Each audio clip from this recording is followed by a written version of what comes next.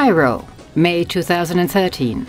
Political upheaval has weakened the economy in the Arab world, hitting the youth the hardest. Mustafa is 21 years old. Like so many others, he can't find a job to match his qualifications. He keeps his head above water, working at a petrol station. It would be good if I could find a better job. Here, I have to work 24 hours a day. Among the youth in North Africa, 1 in every 4 is out of work. The E4E initiative for Arab youth is aimed at improving the statistic. Amir Al-Bulkair wants to tackle the roots of youth unemployment.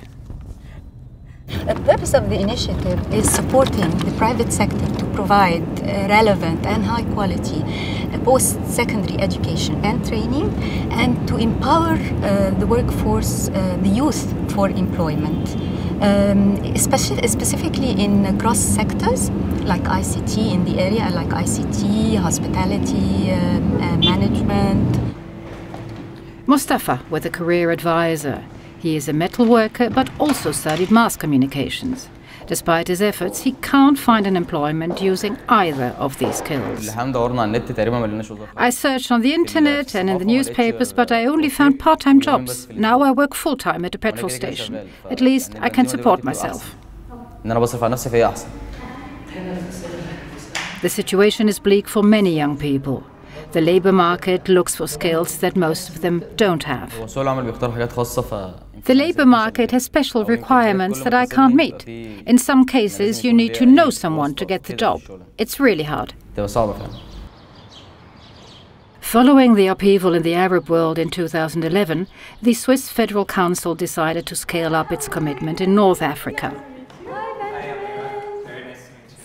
One of the domains of intervention of the North Africa program is economic development and employment. One of SECO's main objectives in this program is to support the private sector and promote employment, in particular for young people. This is why SECO supports the IFC E4E initiative for Arab youth. The aim is to get the government, industry and education providers work more closely together so as to bridge the skill gap. E4E aims to tackle the problem of the mismatch between the supply and the demand side of the labor market through working on the business environment to improve the provision of better quality education system to the youth who are really willing to do anything to find a job. They don't have the skills, but they have the potential, and that is what we need. The system sounds simple. Financial incentives are available to those who are committed to training. One example is the fast food chain Americana, which invests heavily in training. Despite high unemployment, they find it hard to get suitably qualified staff. The skills missing are technical skills, but most crucial are the behavioral skills. Communication, working in a team, customer service. Americana has developed its own training program, similar to a Swiss apprenticeship. Apart from attending classes, young people also get an on-the-job training, where they are accompanied by a supervisor. This obviously costs money, but the company thinks it's worth it. We don't consider this as a cost, we consider this as an opportunity for us. The main success is to have motivated, self-reliant youth and capable to work today and to grow with the company in the future.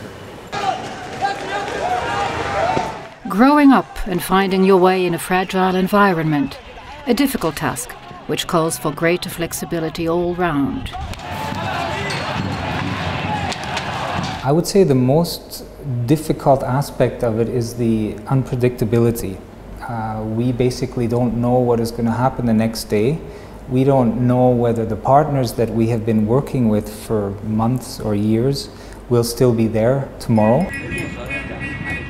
Life has become more difficult for Mustafa and for his friends.